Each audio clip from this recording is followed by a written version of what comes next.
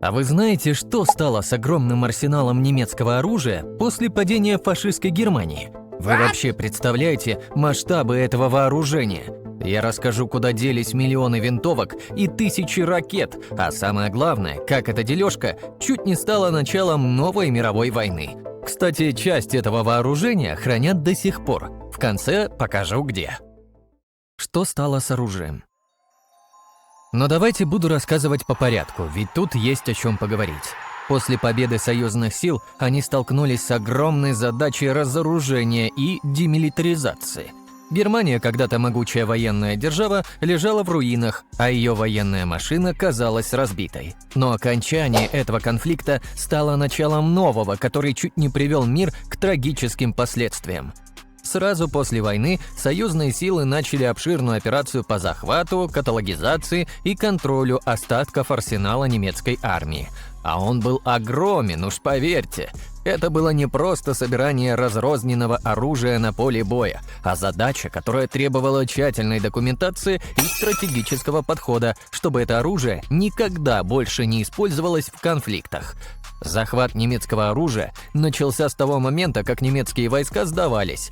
Союзные солдаты, двигавшиеся через города, леса и поля, находили склады оружия, спрятанные или брошенные в спешке фашистами.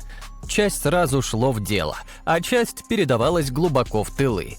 Каждый образец оружия представлял собой часть немецкого инженерного мастерства и потенциальный инструмент для будущих конфликтов, если бы он попал в неправильные руки. Американцы и британцы вложили колоссальные усилия в каталогизацию захваченного оружия. Инженеры и военные эксперты тщательно изучали оружие, отмечая его конструкцию, эффективность и потенциал для интеграции в арсеналы союзников или использования в исследовательских целях. Каталогизация также имела юридическое и административное значение, поскольку оружие служило доказательством военных действий нацистского режима, использовалось в процессах по военным преступлениям и для исторической документации. Каждый предмет был тщательно задокументирован, и были приняты решения относительно его дальнейшей судьбы. Но как его делили между собой страны-победители? А как распределяли это оружие? Распределение немецкого оружия между союзниками регулировалось серией соглашений, заключенных в конце войны и сразу после ее окончания.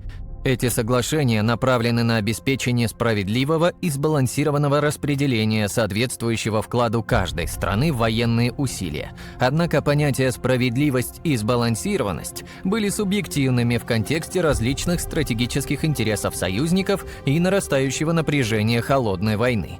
Критерии распределения немецкого оружия среди союзных держав включали, например, то, что страны, понесшие большую часть бремени борьбы с нацистской Германией, такие как Советский Союз на Восточном фронте, настаивали на большей доле трофеев.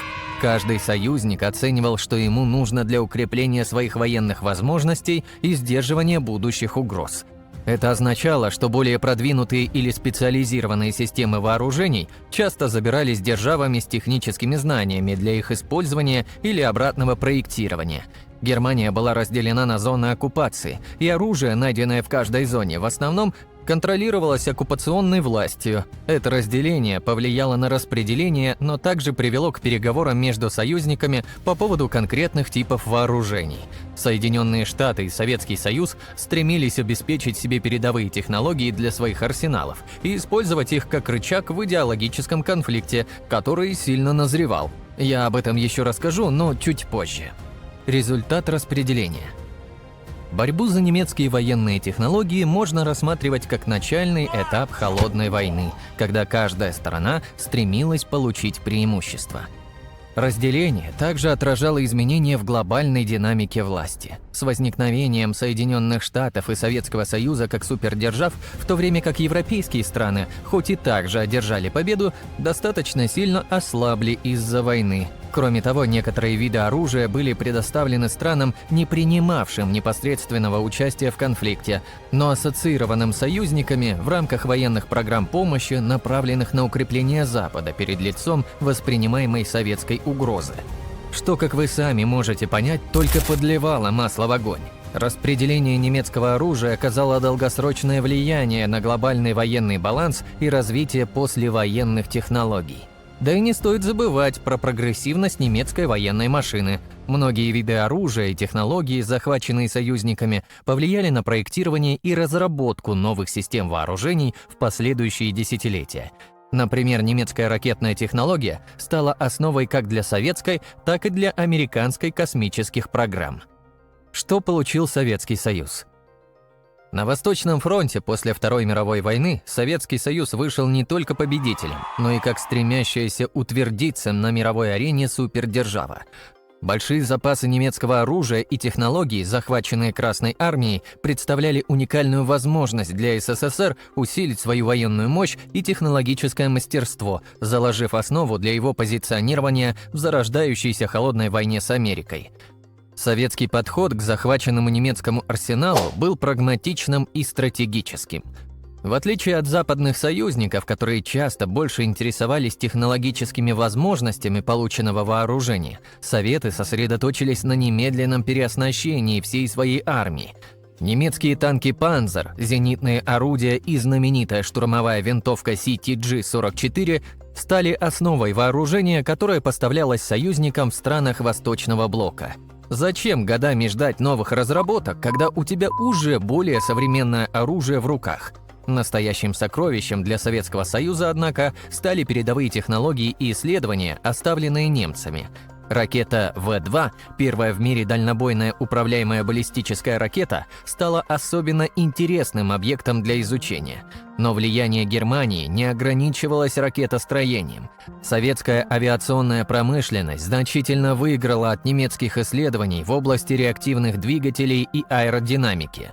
Захваченные немецкие самолеты, включая первый в мире действующий истребитель на реактивной тяге Messerschmitt Me-262, были разобраны на части, что способствовало разработке советских реактивных истребителей, таких как МиГ-15. Помимо традиционного вооружения, Советы ясно осознавали потенциал ядерных технологий. Немецкие достижения в области физики и инженерии тщательно изучались на предмет любых открытий, которые могли бы ускорить советский проект атомной бомбы. Хотя основная часть критически важных ядерных исследований происходила благодаря шпионским усилиям в Соединенных Штатах, немецкие научные документы и специалисты, захваченные Советами, добавили ценные детали к этому пазлу. Что досталось другим союзникам? В отличие от немедленной стратегии перепрофилирования своей армии Советским Союзом, Запад склонялся к двойной стратегии хранения и изучения, рассматривая это вооружение как потенциальный актив и возможность для технологического прогресса. Первоначальная цель была проста – обеспечить безопасность этих оружий, чтобы предотвратить их попадание в чужие руки и дестабилизацию уже хрупкого послевоенного баланса. Однако простое хранение не было конечной целью для западных союзников. Технологические решения, скрытые в немецком арсенале, представляли собой скачок вперед в военных возможностях. Ключевым элементом этой стратегии стала операция «Бумажный зажим», секретная программа, в рамках которой более 1600 немецких ученых, инженеров и техников были набраны для работы в Соединенных Штатах, эффективно перенося их знания и опыт. Эта программа не только облегчила прямое изучение немецких технологических достижений, но и интегрировала немецкие знания в американскую систему исследований и разработок, оказав значительное влияние на военные возможности и возможности исследования космоса США. Британцы также значительно подросли в инженерном плане, изучая немецкие реактивные двигатели и конструкции их самолетов.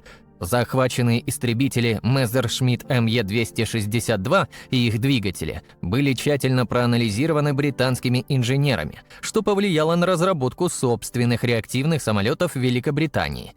Эта работа была инструментальной в поддержании статуса Великобритании как ведущей державы в области авиационной технологии в первые послевоенные годы.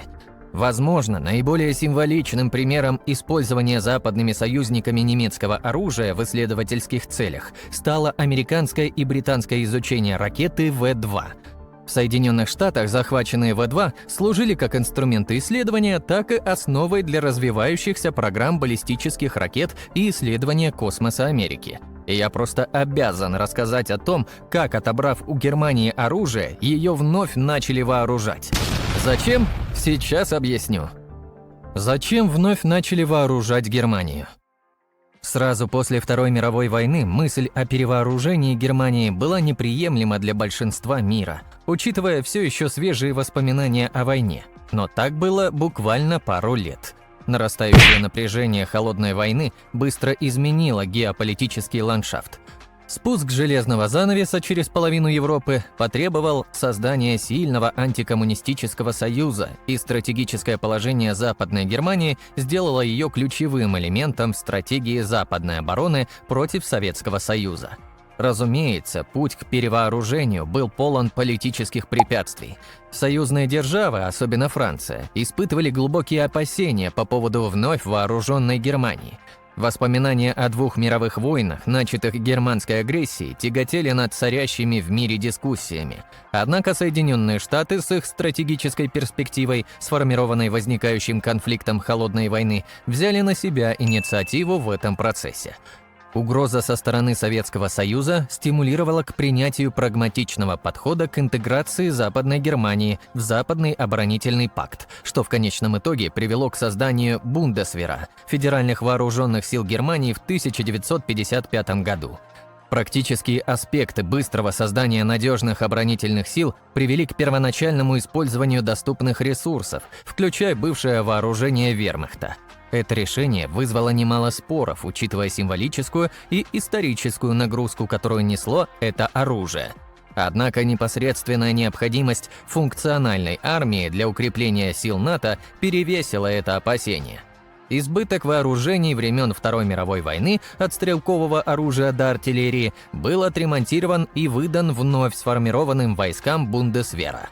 Интеграция этих вооружений в Бундесвер включала не только логистические вызовы, но и разработку новых учебных программ и военных доктрин, отражающих как уроки Второй мировой войны, так и новые реалии холодновоенного конфликта.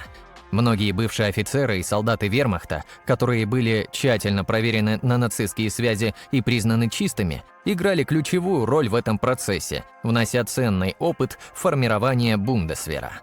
Куда еще попадало немецкое оружие? Но оружие пошло не только союзникам. С появлением новых государств, освободившихся от колониального гнета, мировой рынок оружия был переполнен излишками, в том числе и немецкого производства. Оно часто продавалось или представлялось в виде военной помощи, чтобы соответствовать западным или советским геополитическим интересам. Одним из основных пунктов назначения немецкого оружия стал Ближний Восток. Страны, такие как Израиль, Египет и Сирия, использовали это вооружение в ряде конфликтов, которые определили регион в послевоенные десятилетия. Во время арабско-израильской войны 1948 года обе стороны активно использовали немецкое стрелковое оружие и бронетехнику. В частности, вновь созданные израильские оборонительные силы применяли винтовки Маузер и пулеметы МГ-34 чехословацкого производства, разработанные на основе немецких конструкций. Аналогичным образом различные арабские государства получали поставки немецкого оружия. В Африке волна движений за независимость и последующие конфликты часто оказывались связанными с использованием немецкого вооружения времен Второй мировой войны. Страны, такие как Эфиопия, Ангола и Мозамбик, видели, как бывшие немецкие винтовки, пулеметы и даже артиллерия использовались в боях против колониальных держав и во внутренних конфликтах. В Азии немецкое оружие также нашло свое применение в некоторых из самых значительных конфликтов холодной войны. Во время Корейской войны силы Северной Кореи и Китая использовали захваченное немецкое оружие против сил ООН. Во Вьетнаме, как Вьетминх во время Первой Индокитайской войны, так и Вьетконг во время Вьетнамской войны использовали немецкое стрелковое оружие, поставленное через советские и китайские каналы в своих партизанских кампаниях против французских и позже американских сил. В Латинской Америке немецкое оружие попало в руки как правительственных сил, так и революционных групп в странах таких как Куба, Никарагуа и Сальвадор, где оно использовалось в революционной борьбе и гражданских войнах. Хранение и коллекции. Многие из образов немецкого вооружения и боевых трофеев попали в музеи по всему миру, служа осязаемыми связями с бурной историей XX века. Эти музеи, от крупных национальных институтов до маленьких местных выставок, взяли на себя ответственность за курирование наследия этих оружий, позволяя более широко рассказывать о войне, даже спустя десятилетия. За пределами институциональных коллекций частные коллекционеры также сыграли значительную роль в сохранении немецкого вооружения. Для многих собирание военных реликвий является страстью, движимой глубоким интересом к истории и желанием сохранить артефакты, которые иначе могли бы быть потеряны или уничтожены. Эти коллекционеры часто прилагают большие усилия для аутентификации, восстановления и сохранения этих предметов, иногда раскрывая забытые истории или технологические новшества в процессе. Однако коллекционирование и демонстрация немецкого оружия не лишены споров и этических вопросов. Критики подчеркивают, что коллекционирование военных артефактов, особенно тех, что ассоциируются с нацистским режимом, может невольно очистить или приукрасить жестокий и трагический период истории. Перед музеями и коллекционерами стоит задача найти баланс между исторической значимостью этих предметов и необходимостью чутко и точно представлять их происхождение и связанные с их использованием зверства. Сторонники коллекционирования военных реликвий утверждают, что эти артефакты выполняют важную образовательную функцию. Они считают, что сохранение и демонстрация немецкого оружия помогает глубже понять войну, ее причины и последствия. Через тщательное курирование и интерпретацию эти артефакты могут заставить публику задуматься о природе конфликтов, человеческой цене войны и важности помнить прошлое, чтобы предотвратить будущие зверства. Сохранение немецкого оружия для музейных экспозиций или частных коллекций требует особой заботы и знаний. Процесс сохранения не только гарантирует, что эти артефакты останутся целыми для будущих поколений, но и включает в себя исследования и документирование, которые могут расширить наше понимание военной технологии и логистики. Даже до сих пор в разных уголках мира так или иначе всплывает оружие времен Второй мировой войны. От ржавых образцов в земле до восстановленных экземпляров в руках террористов.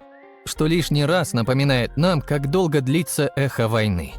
Кстати, если вам интересна история, то можете попробовать себя в написании сценариев, монтаже или озвучке в нашей команде. Ссылка на телеграм-бота будет в описании. Спасибо за просмотр и до встречи в следующих видеороликах. Пока!